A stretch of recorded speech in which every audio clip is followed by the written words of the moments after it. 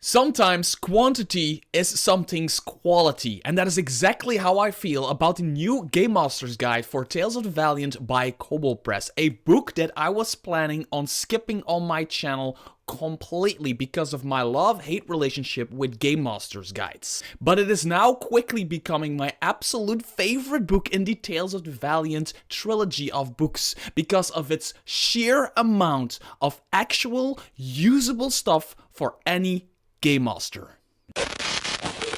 Hi there, fellow Game Masters. My name is Mr. Tarask, and I absolutely hate Game Master's Guides. I absolutely hate Dungeon Master's Guides, however you like to call them. Well, I kind of have a love-hate relationship with Game Master's Guides, and that is because of the sole reason that Game Master's Guides, although they often have a lot of stuff in there that's actually usable, most of the book, most of the time, is like a lot of useless fluff. Now, there are some good tips and tricks in the long bits of text that you get presented in like the first 50 to 60% of a Game Master's Guide or a Dungeon Master's Guide, but you need to find it and take out of it for yourself, and it reads more like a book and it isn't really like a tool set. For me, a good Game Master's Guide is a toolkit.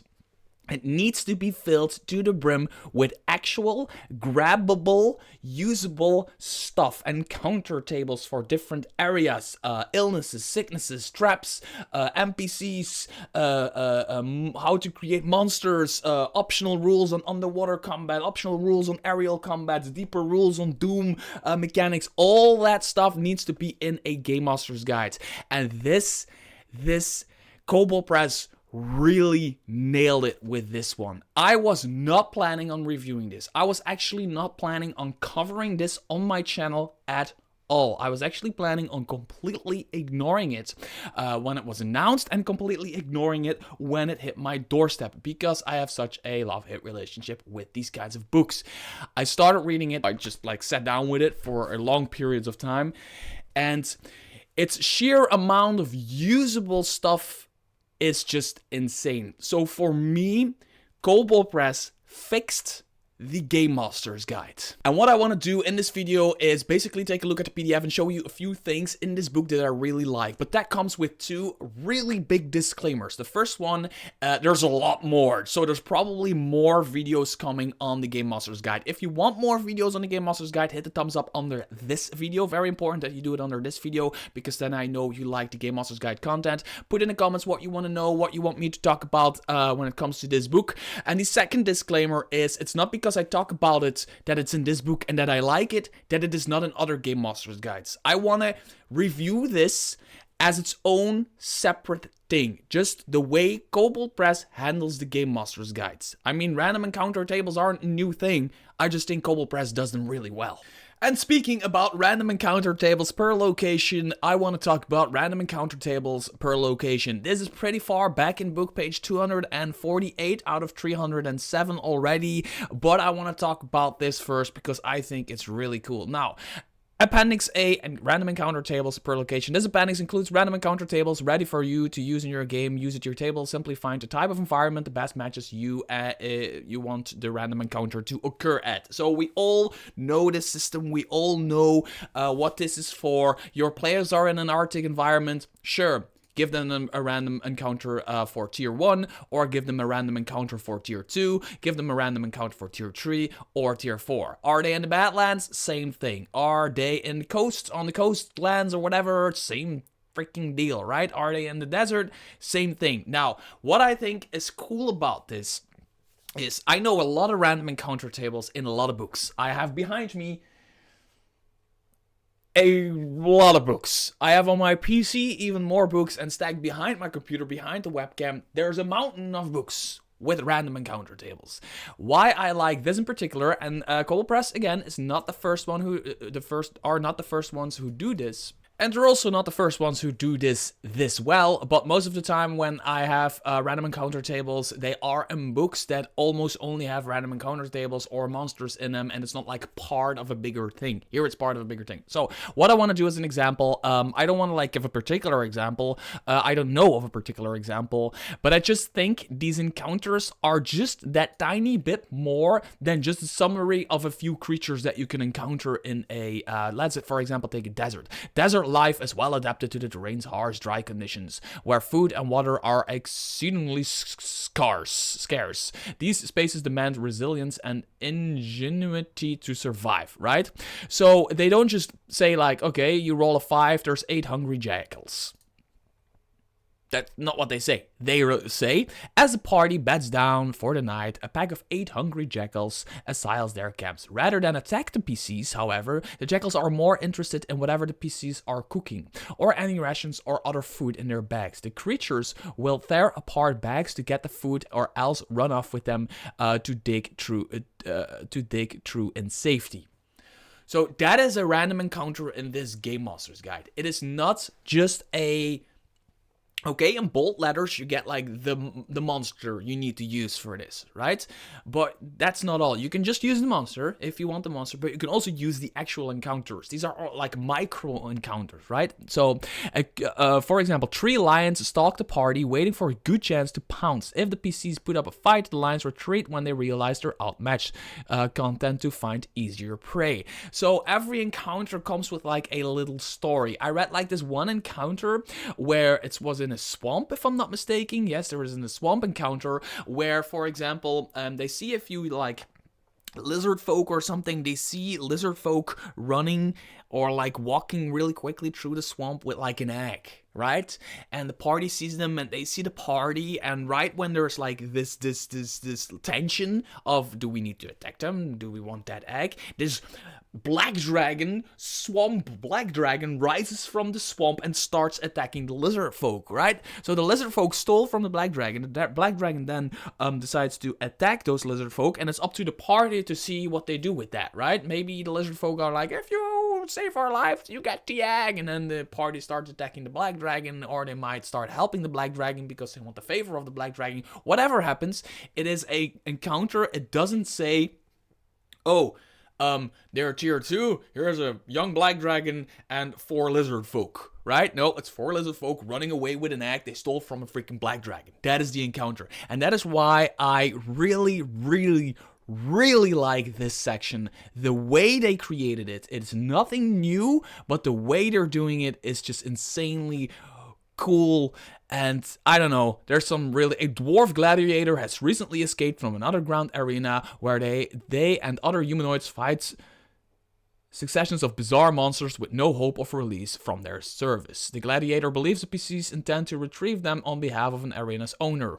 Bam. That's an encounter. It becomes a social encounter that could end up in a combat encounter. There's this dwarf gladiator who thinks the party is there to go collect them back, to put them back into the arena, right? That is how these encounters should be done, and Kobold Press really nails that. Another thing that I find really usable and really cool to have is this creature statistics by challenge rating table. Now, there is a complete section here on creating your own monsters, making them your own unique thing, and how to adjust everything to make like a zombie or a vampire or a troll or your own thing, right? How you can adjust that but still remain in roughly the same difficulty class for a certain monster. And it all starts from this table. And I've always liked this table. It's in different books, but I really love it. First of all, this table is for Tales of the Valiant, so it should be kind of balanced with like the monsters you get from the monster vault of Tales of the Valiant. But this table is good for 2 reasons for me. First of all, it is the base from which you start to create a monster, right? You take these stats and then you start adjusting them in order to create your own monster. But this table can also be enough for a game master, for any game master who is good at improvisation or wants to train their own improvisation skills, like myself. I'm a game master who improvises a lot. So let's say at level 3, right, they encounter somebody. They take a left turn and they encounter a dude who wants to kill them or whatever. They pick a fight with somebody, and I need stats on that guy or on whoever that is. I need them stat, right? So I just look at CR. Okay, my party's level 3. Let's say my party's level 3, but I don't want them to get killed. So I take a CR2 creature. I can just have them have 14 armor class, 40 hit points, dish out have a +4 attack bonus, dish out between 11 and 18 damage per round, which I can like kind of do with like different dice, or I just do like static damage like 12 or whatever per, you know what I mean, like a D10 plus something or something like that, I don't know. And then a spell save DC. From there, I can just improvise. Because I'm the game master. I can say like, oh, there's this dude with a sword, right? And he starts attacking you, and boom, and you got enough stats to make that a quick little combat encounter. Even if that dude knows a spell that doesn't even like freaking exists in the game. You're the game master. It's an open world.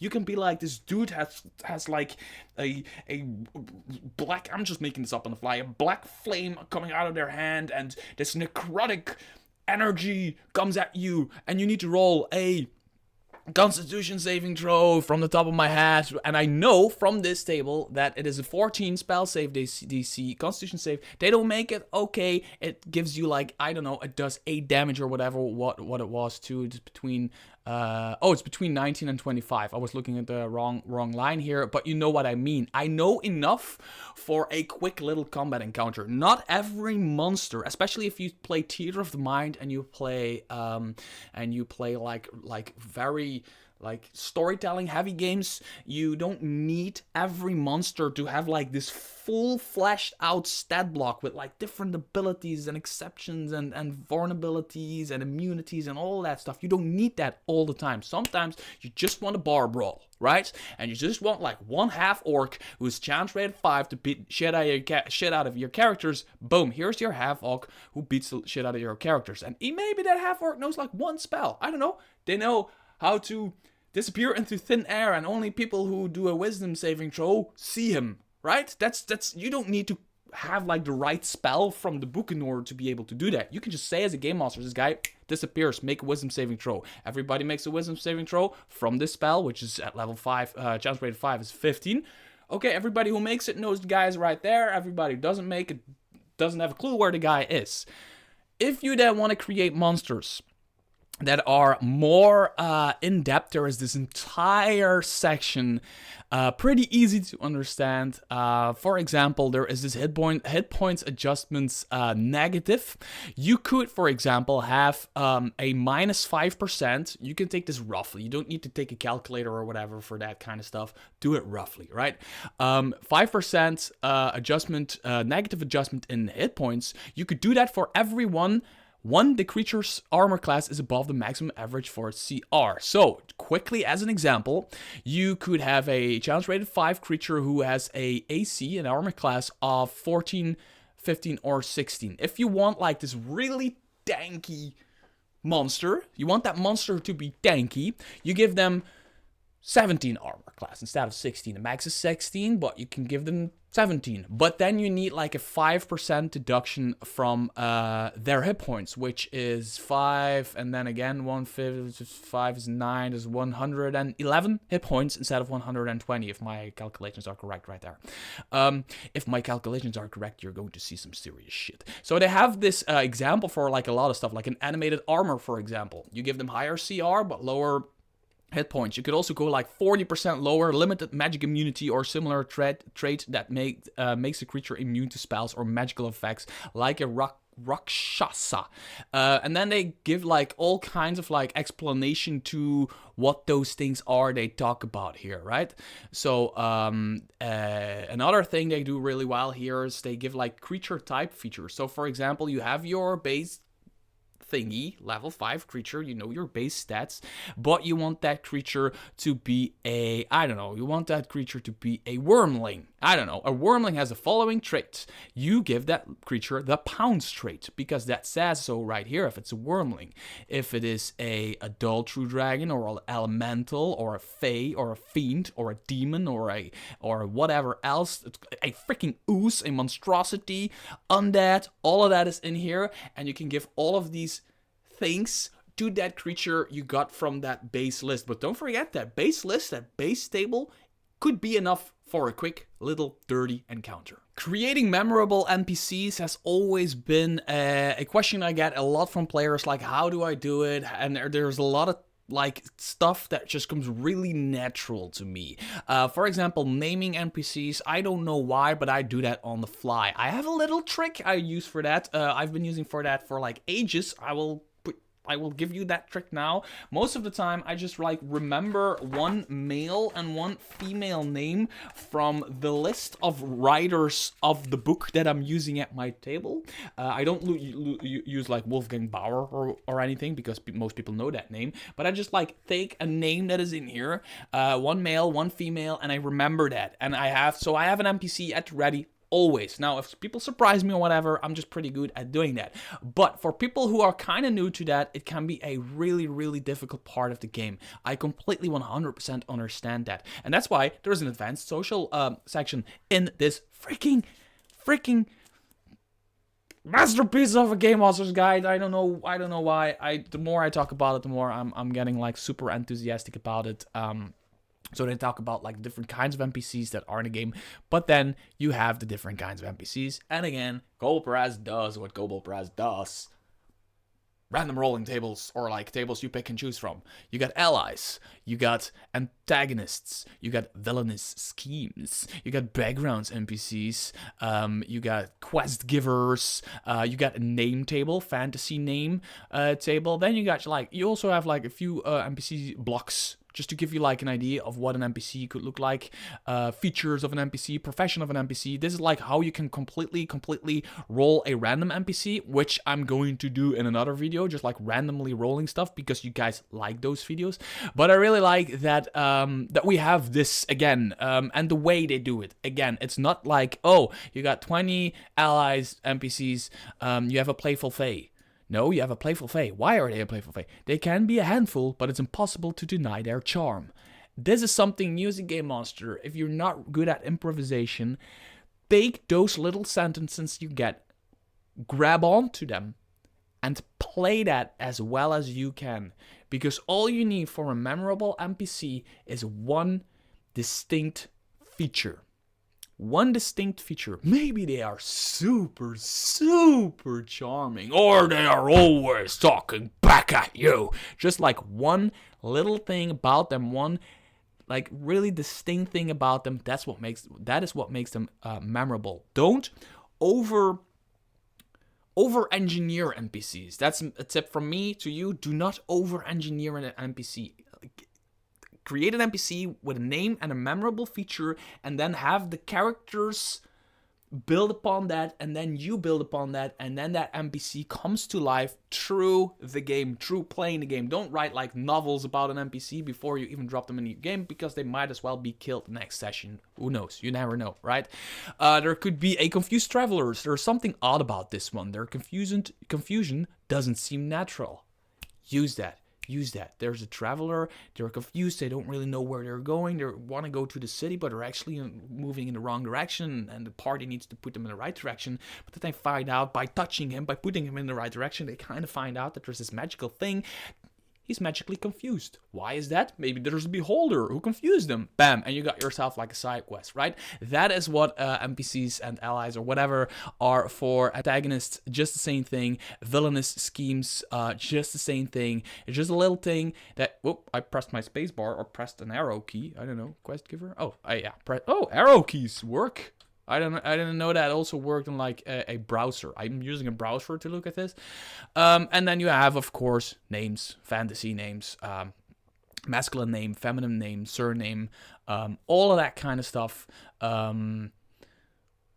They talk about flaws, which is really important for any character. Any character should have a flaw, because flaws are really, really important for role-playing purposes. But other than that, the advanced social part of this book is just, again, really, really good. And that is just the tip of the iceberg when it comes to the Game Master's Guide and its usability and the amount of usable stuff, actual grabbable, usable stuff for you as a Game Master. I mean, there's even freaking riddles in here. So even if your players are moving way too fast through your dungeon and you didn't prepare, just put a door in front of them that gives them a riddle and just pick a riddle from this book and have them like spend an entire session. Don't ever have them spend an entire session on riddles. That's just a joke, but have them spend a little time on riddles while you think about what might be on the other side of the room because you didn't prepare.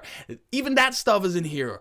There's much more in here. And if you want to see me talk about this book more on my channel, rolling random NPCs, rolling random dungeons, doing all of that stuff, make sure to hit the thumbs up under this video and subscribe under this video, because if you do it under this video, the statistics and analytics of YouTube tell me that you really like my content on the Game Master's Guide. And until next video, bye bye.